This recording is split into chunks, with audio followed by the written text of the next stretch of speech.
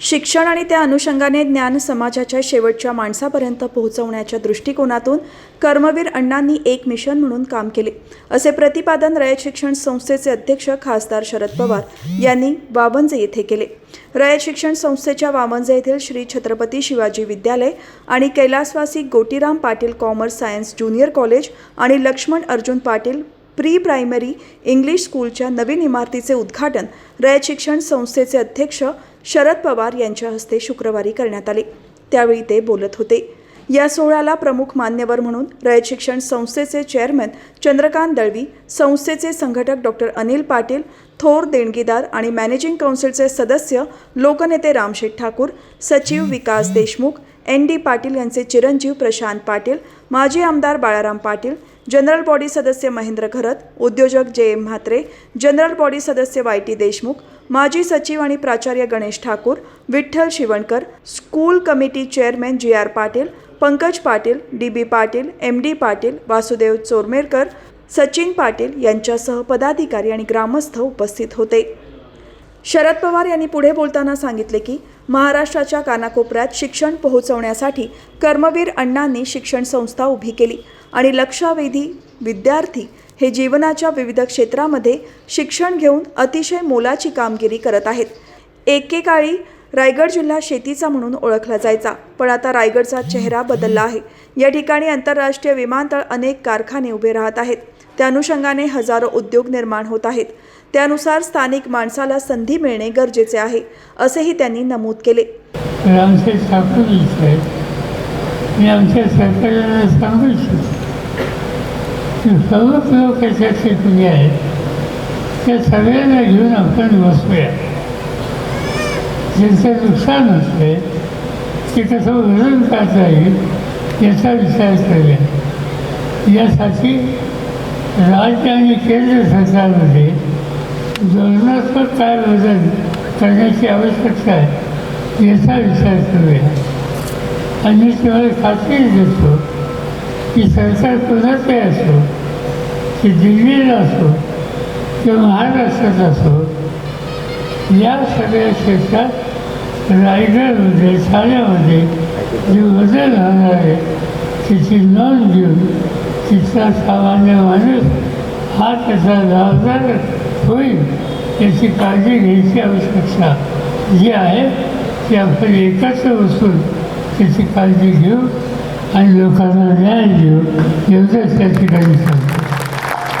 मला आठवतं की एक काळ असा होता की त्या विकासाच्या कामाला लोकांनी काही वेळी विरोधी केला। नवी मुंबई झाली, आणखीन काही गोष्टी झाल्या, संघर्ष झाले। मला आठवतं की दिल्ली पाटील त्या काळामध्ये त्या शेतकऱ्यांच्या हिताची जपणूक करण्याच्यासाठी रस्ते उचलले होते। मला आठवतं त्यांच्या गावी गोळीबार दोन मुलं मृत्यूमुखी पडली, त्याची चिंता न करता प्रत्येक शेतकऱ्याला या बदलाचा लाभ होईल यासाठी जीवी आणि त्यांच्या सरकारांनी प्रयत्नांची भराट असतात। कर्मवीर अण्णांच्या स्वप्नांना साकार करण्यासाठी रयत शिक्षण संस्थेला 100 कोटी रुपयांपेक्षा जास्त रुपयांची देणगी देणारे संस्थेच्या मॅनेजिंग काउन्सिलचे सदस्य माजी खासदार लोकनेते रामशेठ ठाकूर यांनी आपले विचार मांडताना कर्मवीर अण्णांच्या कार्याला उजाळा दिला। यापूर्वीची इमारत बांधताना या ठिकाणी साधी पाण्याची टाकी कुठे बसवायची असा प्रश्न होता, मात्र तशा परिस्थितीतही इमारत उभारली आणि त्या इमारतीसाठी मला 50 लाख रुपये मदत करता आली आणि त्याच अनुषंगाने आत्ताची आणखी नवी इमारत बांधताना मेहनत GR पाटील यांनी घेतली आहे, असेही नमूद करताना विद्यार्थ्यांना दर्जेदार शिक्षण देण्यासाठी सतत काम करत राहूया, असे आवाहनही लोकनेते रामशेठ ठाकूर यांनी केले। आजच्या काळामध्ये आपल्याला बऱ्यापैकी सुखसुविधा मिळतात, आपल्याला विशेष प्रयत्न करावे लागत नाहीत आणि सहकार्य मिळतं। पण त्या काळात काहीसुद्धा नसताना अण्णांनी ही मेहनत घेऊन त्यांनी ही संस्था वाढवली, आपल्या ताब्यात दिली आणि खऱ्या अर्थानं मग पवारसाहेब ज्यावेळा संस्थेचे अध्यक्ष झाले तेव्हापासून या संस्थेनं अतिशय जोमानं सर्व त्या बाबतीत प्रगतीची पावलं पडलेली आहेत. खरं तर महाराष्ट्राच्या 15 जिल्ह्यामध्ये साहेब कुठे गेले नाहीत अशातला भाग नाही. जितकं लक्ष त्यांचं देशाच्या राजकारणाकडे असतं तशाच प्रकारचं लक्ष त्यांचं शिक्षण क्षेत्राकडे असतं आणि म्हणून त्यांनी अनेक वेळा अनेक अशा प्रकारचे प्रयोग घडवून आणलेले आहेत. शिक्षणाच्या दृष्टीनं त्यांनी मध्यंतरी पुण्यामध्ये एक मीटिंग घेतली होती 6-7 वर्षापूर्वी. त्याच्यामध्ये त्यांनी थिंक टँक नावाचं एक आपल्याकडे एक सुरू केलं होतं, ज्याच्यामध्ये माळशेजकर असतील, विविध प्रकारचे सरकारी मोठ्या पदावरचे अधिकारी असतील, विचारवंत आणि अशा प्रकारच्या लोकांची एक परिषद घेतली आणि त्या पुण्याच्या ह्याच्यामध्ये ठरलं की आता आपल्याला थोडं इंग्रजी माध्यमाकडे जायला लागेल. आपल्या सुप्रियाताईंनी थोड्यांनी आपल्याला सांगितलं की CBSE आपण जोर द्यावा लागेल आणि आता संस्थेनं त्या दृष्टीसुद्धा आपल्याकडं ही पावलं टाकायला सुरुवात केली आणि अनेक अशा शाखा या आपल्या वेदच्या CBSEच्यासुद्धा सुरू झालेल्या आहेत. आज GR पाटलांनी इथं प्री प्रायमरी स्कूल इंग्रजी माध्यमाचं सुरू केलेलं आहे. अतिशय चांगली गोष्ट आहे. इंग्रजी आपल्याला लागेलच. आज जग एकदम जवळ आलं आहे आणि ह्या याच्यामध्ये वावरायचं असेल मराठीचा अभिमान आपल्याला पाहिजेच. मराठी यायलाच पाहिजे. आपली मातृभाषा आहे आणि तिला आता राजभाषा म्हणून मान्यता मिळाली आहे. पण त्याही याच्यामध्ये इंग्रजी घेऊन जागतिक स्तरावर जायचं असेल तर आपल्याला त्याचाही अभ्यास करावा लागेल. त्या दृष्टीनं ही इंग्रजी माध्यम शाळा सुरू केली. GR पाटील ही व्यक्ती सर्वांना माहिती आहे. GR पाटील गप्प बसणारा माणूस नाही. एकदा कामाला लागला की अगदी अफाट धावतो पळतो. अशा रीतीनं एकदा सातारला संस्थेच्या कामाला गेलेला असताना त्याचा ॲक्सिडेंट झाला आणि त्याच्यानंतर बरेच महिने ते अंथरुणात पडून राहिले होते, पण गाडी थांबली नाही. परत धावपळ त्यांनी केली आणि आता सांगितल्याप्रमाणे 100 ठिकाणी गेले. सगळ्यांकडे हात त्यांनी सांगितलं देणगी आणि कोणी त्यांना नाही म्हटलं त्यांनी सांगितलं त्याप्रमाणे सर्व आपले वाशी कॉलेज असेल, पनवेल कॉलेज असेल, विभाग आपले जे आहेत रायगड विभाग, दुर्बल घटक नेते असेल किंवा आणखीन आपल्या अण्णांच्या नावानं आपण केलेलं ज्या स्कीम आहेत यांनी पाटलांनी सुरू केलेलं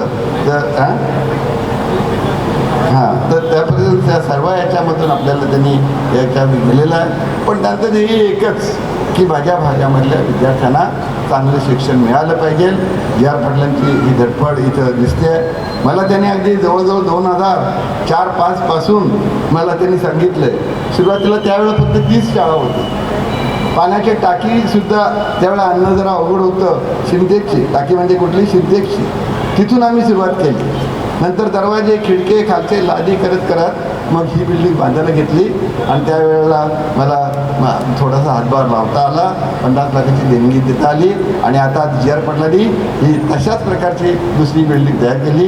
GR पाटील तुमचं मी मनापासून अभिनंदन करतो की तुम्ही चांगलं काम केलं आहे. यावेळी आपल्या प्रास्ताविकपर भाषणात स्थानिक स्कूल कमिटीचे चेअरमन GR पाटील यांनी सांगितले की अनेक वर्षांचा काळ लोटल्यानंतर वावंजे विद्यालयाच्या वास्तूची परिस्थिती बिकट झाली. दरवाजे खिडक्यासुद्धा नव्हत्या. वावंजे विद्यालयाची पडकी इमारत होती. माजी खासदार लोकनेते रामशेठ ठाकूर यांनी मला सांगितले की तुम्ही इमारत का बांधत नाहीत. मी शेठनं सांगितले तुम्ही मला शक्य तेवढी मदत करा, मी इमारत बांधतो. रामशेठ ठाकूर यांनी त्यावेळी मला 50 लाख रुपयांची आर्थिक मदत केली. त्यामुळे ही भव्य इमारत उभी राहिली.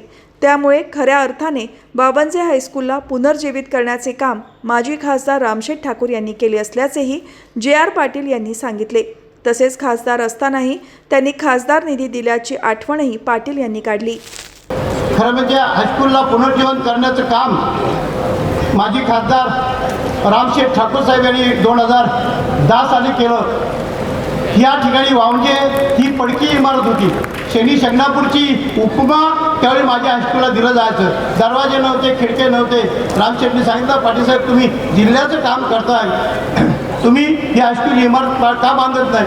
रामशेठनं सांगितलं तुम्हाला जेवढी शक्य असेल तेवढी मदत करा, इमारत बांधतो. आणि 6 महिन्यामध्ये 1,40,00,000 रुपयाची ही भव्य इमारत उभी राहिली. रामशेठ ठाकूर साहेबांनी त्यावेळी मला 50 लाख रुपयाचा निधी दिला. रामशेठ ठाकूर ही इमारत बांधण्याच्या अगोदर खासदार असताना प्रशासकीय इमारत ज्या ठिकाणी साहेब आपण बसला होता त्या इमारतीला खासदार निधीतून पैसे दिले. मला फार कौतुक याचं वाटलं की माजी विद्यार्थ्यांची संघटना या ठिकाणी जी आर पाटील साहेब आणि सगळ्या माजी विद्यार्थ्यांना आपण जोडलेलं आहे आणि आम्ही पण आता रयत शिक्षण संस्थेच्या पातळीवर माननीय अध्यक्ष साहेबांच्या मार्गदर्शनाखाली एक नवीन उपक्रम आता सुरू करतो आहोत की जसं वावंजे शाखेमध्ये माजी विद्यार्थ्यांची संघटना आहे तसं आमच्या 738 शाखामध्ये रजिस्टर्ड माजी विद्यार्थ्यांची संघटना स्थापन करण्याचा निर्णय येत्या मॅनेजिंग कौन्सिलमध्ये आपल्याला घ्यायचा आहे. आता माजी विद्यार्थी सर्वच शाखामध्ये कमी जास्त प्रमाणामध्ये काम करतात पण जर का इथे 1965मध्ये शाखा स्थापन झाली तर 65 सालापासून आत्तापर्यंत या विद्यालयामधून महाविद्यालयामधून शिकून बाहेर पडलेल्या सगळ्याच लोकांच्यापर्यंत आम्ही रयत शिक्षण संस्था आणि रयत सेवक मुख्याध्यापक पोहोचू आणि रजिस्टर्ड संघटना या शाखामध्ये निर्माण करण्याचा आपण प्रयत्न करणार आहोत आणि या सगळ्यामधून प्रत्येक शाखेमधून जसं आता जी आर पाटील साहेबांनी त्यांच्या पुस्तिकेमध्ये या शाखेमधून शिक्षण घेऊन यशस्वी झालेल्या अनेक लोकांच्या नावांचा आपण इथे उल्लेख केलेला आहे. या अशा प्रत्येक शाखेमधून वलयांकित किंवा नामांकित पदापर्यंत पोहोचलेल्या सर्वच लोकांना एकत्र आणून रयत अल्युमिनाय संस्था पातळीवर कशी निर्माण करता येईल आणि वर्षातून एक वेळ साहेबांच्या मार्गदर्शनाखाली या लोकांना एकत्र आणून त्यांच्याकडून रयत शिक्षण संस्थेच्यासाठी काय काय योगदान घेता येऊ शकतं. देणगी देणं एवढा एकच विषय नाही, प्रत्येकाने आपापल्या क्षेत्रामध्ये जे काही प्रावीण्य मिळवलेलं आहे ते रयत शिक्षण संस्थेला दिलं आणि रयत शिक्षण संस्थेच्या प्रशासनामार्फत जर का आम्ही प्रत्येक विद्यार्थ्याच्यापर्यंत देऊ शकलो तर याच्यापेक्षा मोठं कॉन्ट्रीब्युशन असू शकत नाही आणि म्हणून त्यासाठी सुद्धा मोठ्या प्रमाणावर या ठिकाणी काम करण्यात येईल. कर्मवीर अण्णा 1107 वर्षापूर्वी संस्था सुरू केली आणि त्यांच्या खांद्याला खांदा लावून ज्यांनी काम केलं आणि विशेषतः या कोकण पट्ट्यामध्ये त्या एन डी पाटलांचं स्मरण या ठिकाणी आपल्याला सगळ्याला करणं आवश्यकच आहे. एन डी पाटील साहेबांच्या पुढाकाराने इकडे सगळ्या शाखा सुरू झाल्या. आज ते आपल्यामध्ये नसले तरी आज प्रशांत पाटील साहेब या ठिकाणी व्यासपीठावर उपस्थित आहेत. आम्हाला अतिशय आनंद आहे आणि म्हणून कर्मवीर अण्णांच्या बरोबरच एन डी पाटील साहेबांचं सुद्धा या ठिकाणी आज स्मरण करण्याची आवश्यकता आहे.